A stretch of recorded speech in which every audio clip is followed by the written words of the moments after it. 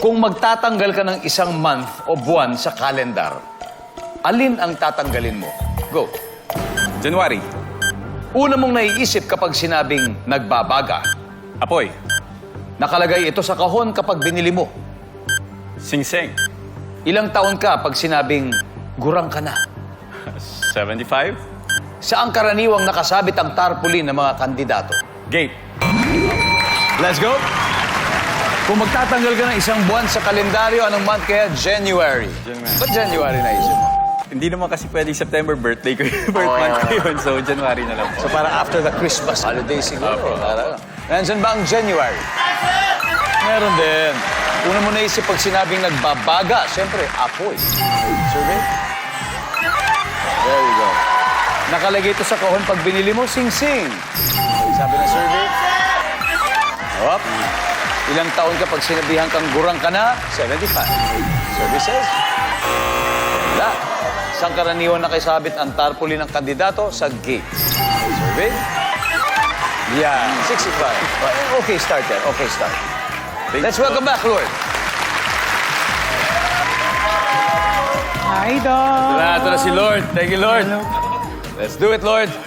Now, si Dre ay nakakuha ng 65. You need 135. Okay, sir. Bahala. Okay. Okay.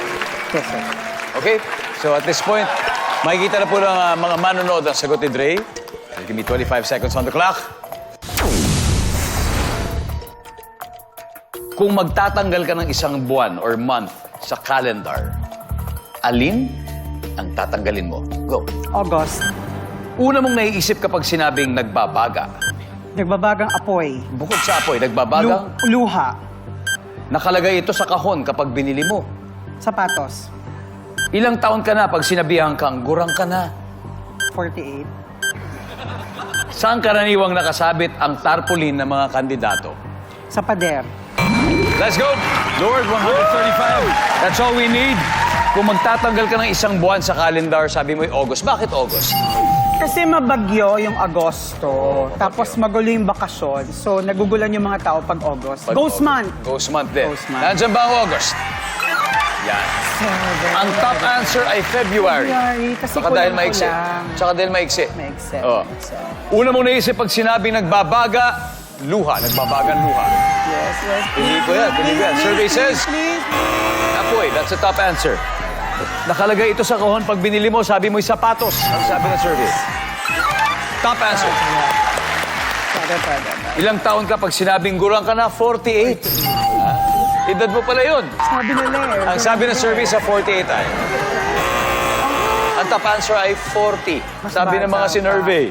Saan karaniwang nakasabit ang tarpaulin ng kandidato sa pader? Pader. Ang sabi ng survey? Pader. Yeah. Ang top answer ay poste. Anyway, Lord, Thank you. congratulations pa rin sa inyo. Nanalo kayo ng 100,000.